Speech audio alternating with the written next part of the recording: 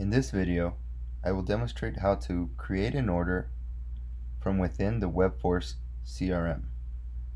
To get started, log into the WebForce CRM. To get started, you'll need to be logged in to your To get started, log into the WebForce CRM portal. From the main dashboard, you're going to go to your Opportunities panel.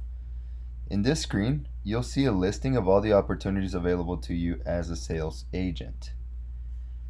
For this tutorial, I'm going to pull up a test profile that I have.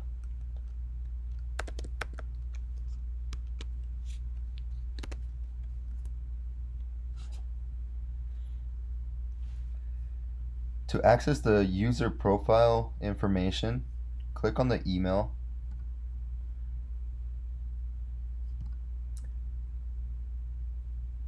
To access the user profile information, click on their email to trigger the pop-up.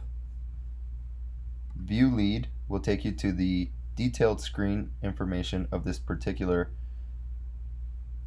customer within the system. In this panel, you'll have the information that has been provided: first name, last name, email, main phone number if available, billing and shipping address, as well as custom fields that are available within the system. The right-hand sidebar will show you their phone number information, address, notes, files, events if they've interacted with their system, the activity log, as well as the call log for calling. At the top right-hand corner of the screen, you have the phone dialer system, if this feature is enabled, to be able to call this customer and initiate a phone call. To get started with creating an order,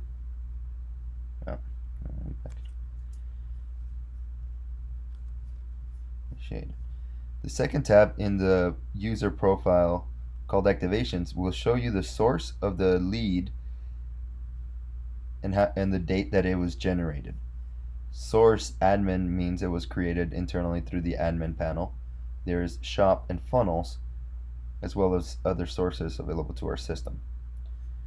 The Opportunities tab will show you if this opportunity is assigned to somebody else within the system.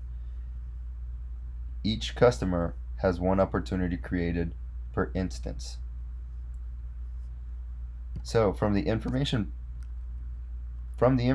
tab, click on the customer email again and click Create Order. This will take you to the Create Order wizard, which is a series of steps to complete the order. First is building out your ticket or your quote. On the left-hand side here, you'll see a listing of all the products available within the system, as well as offers that have been created, or bundles. If you're creating a single ticket item, you can select any product and it'll be added to the ticket for the quote. Once added here, you'll see a variety of options from price, quantity, as well as plan and subscriptions, if those have been set for the product. Otherwise, you'll see a single sale option, which is the flat belly tee in this case here, as well as modifying the quantity, the price. You can apply a coupon for a discount if available, or modify the shipping to your desired settings. Now, clicking continue on this screen will not charge the customer. This is the first step in creating the ticket. If we click continue, you'll be taken to the next series of steps. Customer information, which just needs to be verified. This is typically already in the system. Phone number. If the customer wishes to add another phone number to their contact record, you can do that here by clicking the plus sign. The star on each one of these fields indicates that it is the default setting for this customer. If there is more than one line item for this specific record, one needs to be selected as the default. The address. Let's go ahead and add an address for this client, for this record here.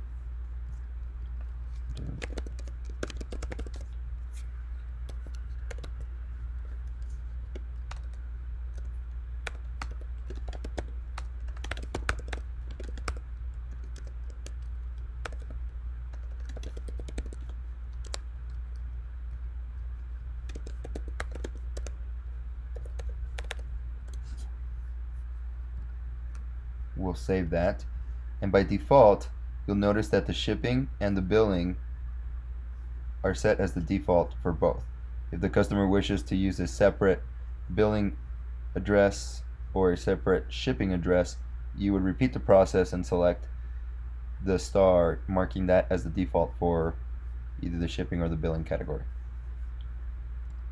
Clicking next. Now we're going to add a card on file for this customer.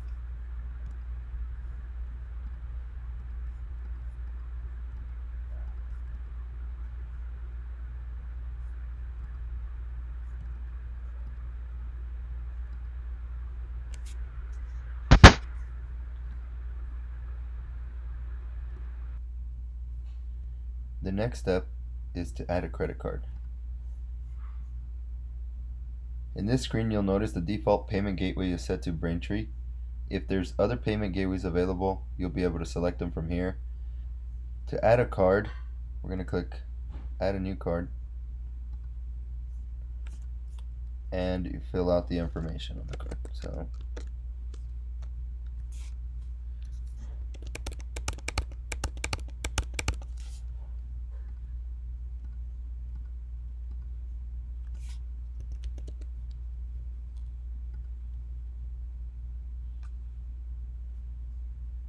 again, make sure that the card information is set to default to do that, and if the card has multiple profiles, you can select which one the customer would like to use.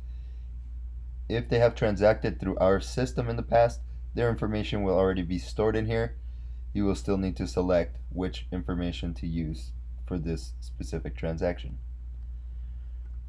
Click continue, and it will take you to the sixth and final step in the order process to review the information. For compliance purposes, we have added the order details at the very top of the screen here for you to review on the call before processing the order. At this point, you are still able to edit the order and make any last tweaks or changes required before processing the transaction. Finally, when you're ready to process the transaction, go ahead and click Process Order.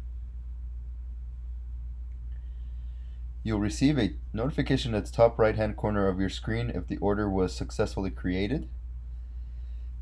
The customer will receive two emails following this transaction: their receipt email with their order details and their login credentials to access their billing profile within the system.